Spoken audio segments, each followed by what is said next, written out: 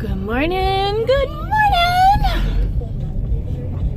Onto Rad Street. Productive today. So my plan for the day, as of now, so far, Take the second left onto Rad Street. is to get home and knock out my morning routine as much as I can anyway.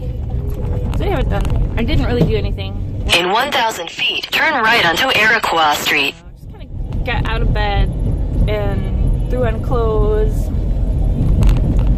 and ran out the door. I did make my bed when I got up this morning. I am very proud of myself. That's 2 days in a row that I actually remembered to make my bed as soon as Take the next right onto Iroquois Street. so that I would not have to come back and do it later. So once I get my morning stuff knocked out, you know, get laundry going, check on dishes, do my hotspot fire drill. So I know I've got quite a mess in my living room on my coffee table. Continue on South Gratiot Avenue for half a mile. I think I'm gonna take a shower and try to feel human. It'd be a good idea to do that once in a while, you know? I did not get any of my home blessing done over the weekend.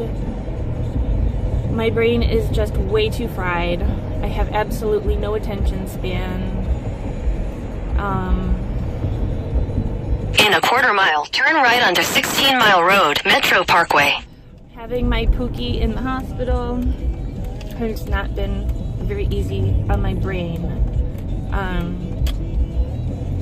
It's like a whole new twilight zone, trying to function and, you know, just try to go about my day like normal when my kid is in a psychiatric hospital. Take the next right onto 16 Mile Road, Metro Parkway. Is talking about wanting to kill herself. That's always fun. Continue on 16 Mile Road for 7 miles. But the thing of that is that she is autistic. She gets very frustrated when she has her meltdowns. And, you know, when she gets in that mode,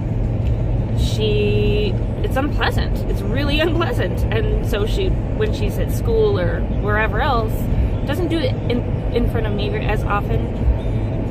But, you know, in other places, it comes up where she will, in the midst of her meltdown, start talking about how life is so hard and she wants to die. And of course, this is very concerning for any staff that has worked with her. I always get very concerned phone calls from staff members at the school, or when she was in OT, you know, they would always come out and be very, very concerned. Last year they actually had me take her to an urgent behavioral health place to have her, you know, it was just like a walk-in thing where, you know, they kind of evaluate the situation and make recommendations. But that was at the end of last school year, I believe, when we did that. And even then, they didn't take it seriously either. They thought she was fine. She was just frustrated. But as, so sometime last week, however, when she had to go see the school psychologist because she'd had a meltdown, and they, you know, every time she has to go down and talk to the school psychologist, and because she says something about wanting to die or hurt herself, you know, they have to investigate, you know, they have to talk to her and kind of try to feel out on whether it's just something she said or if there's an actual concern, if or, you know, possibility of her hurting herself or trying to kill herself. When they asked her this time, you know, if she had any idea on how she might actually do that, she decided to come up with an answer. If you ask a kid, you know, 3 different days out of the week, you ask them, how do you, do you have a plan on how to kill yourself? she's had a while to think about this, and apparently she landed on the idea of just using a knife to cut her head off. So when the school psychologist asked her if she had a plan, she says, well, I was just gonna cut my head off with a knife. There you go. Now she has a plan. Now the whole thing has upgraded to an entirely new level, because now this is considered a danger, and you know, so they called me, they called my community health care staff from Macomb County. You know, I guess they called the office several times, really worried, because they wanted me to take her in someplace and have her evaluated. But there's a lot of confusion about where exactly to take her to have her get evaluated. It literally took a couple of days of calling different people in our team to try to figure out who we're supposed to call. Oh, somebody sent me a message. They need to get off my phone. Okay. Anyway, it was just a big fiasco.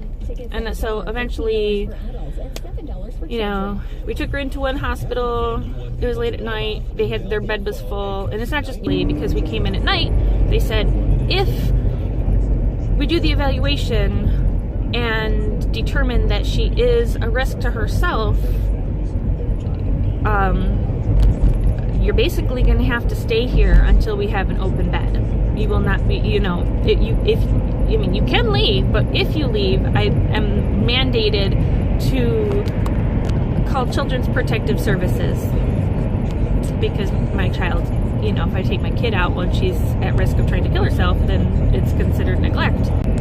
So, you know, I'm sure it would have been a different story if she were obviously in crisis at the moment. Then they probably wouldn't have even, you know, given me the heads up to say, hey, maybe you should come back in the morning. You can go home and sleep in your own bed and come back in the morning, so that way if you have to wait until somebody gets discharged, it's not quite as unpleasant.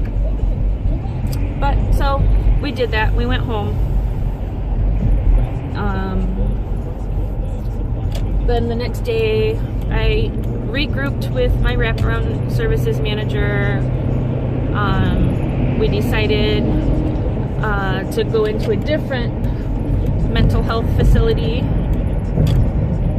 and we got there. I think I met my service manager there at like right around 1 o'clock, and it was around 10 o'clock when I left. And they did end up making a room for Mary to come in and stay. So she gets to call me on the phone in the evening and talk to me for a few minutes. On Saturday, we got to go in and visit with her for an hour. That's their visitation, just me and my husband. The siblings had to wait outside because they didn't have an ID. I think that's ridiculous to expect, you know, I mean, it has to be 14 or over to be able to get in at all, but, you know, even 14-year-old is, you know, don't typically have an ID unless it's like a school ID maybe. But anyways, so my kid's been not at home with me for 4 days now. This is not my normal at all.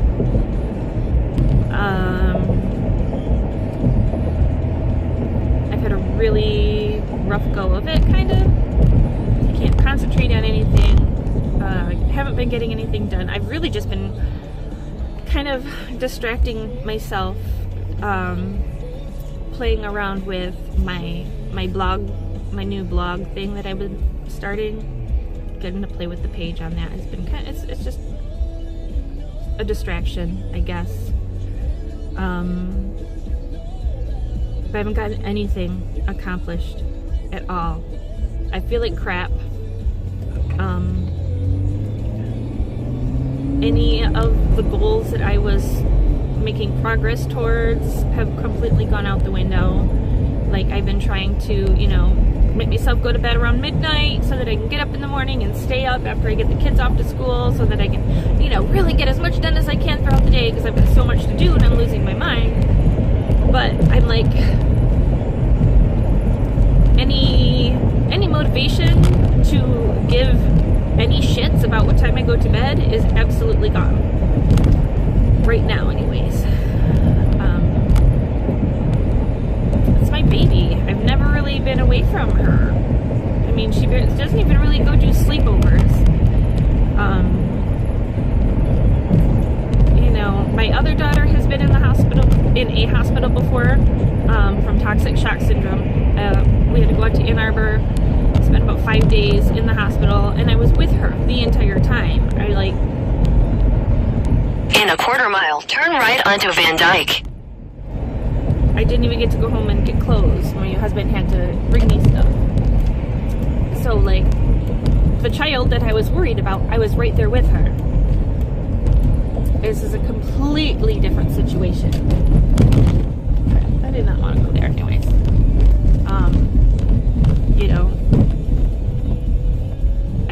I can't just call her and talk to her whenever I want to. I can't just go in and sit with her like you would somebody who is, in the hospital for an illness. You can go and visit whenever you feel you need to. You can sit by their bed and make sure they're okay and talk to them and keep them company, and it's just completely different when it's a psychiatric facility. It's very unpleasant. Take the next right onto Van Dyke. I do not like not having access to my child, especially when I don't really have a whole lot else in my bubble. This is what I do. I am a full-time mom. It is more than a full-time job because all 3 kids are, have some special need or another. So literally, my entire day is generally filled with driving kids to appointments, picking kids up from school to take them to appointments, meeting with different staff members, so just, or team members, basically. I kind of call them my team. Having meetings with different team members all the time. This is just really, really freaky and weird to just not have my child. I get my kid to now it's Monday, the first Monday. So this morning I get my other 2 up for bed, and Mary's just not here, not up for bed, out of bed and get ready for school.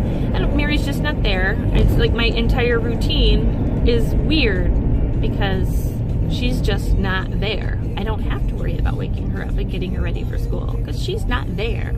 Really weird. At night, trying to do the med rounds, she's just not there. I don't have to worry about, did she take her meds? Did she actually wash her hair when she took her shower? It's really weird. Really, really, really, really weird. I can't express how I feel like I'm living in the Twilight Zone.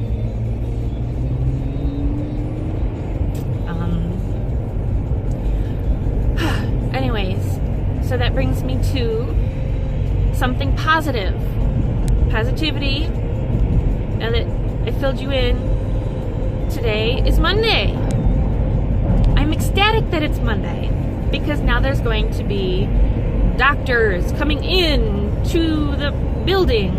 I dropped a bunch of paperwork off on Friday, like a lot of her records, I think, as I mentioned, and so as they come and hand them back to me after making copies of it all, and they're like, well, the doctor will look these over when he comes in on Monday. And my heart just stopped because it just registered, like, okay, so everything is on hold. My kid's just gonna sit here for 3 days, and the next step is to wait for the doctor to come in on Monday to look at the paperwork. So my kid is just sitting there a weekend, and there's no progress being made. Like, nah. So today's back to the positive. I can expect progress today.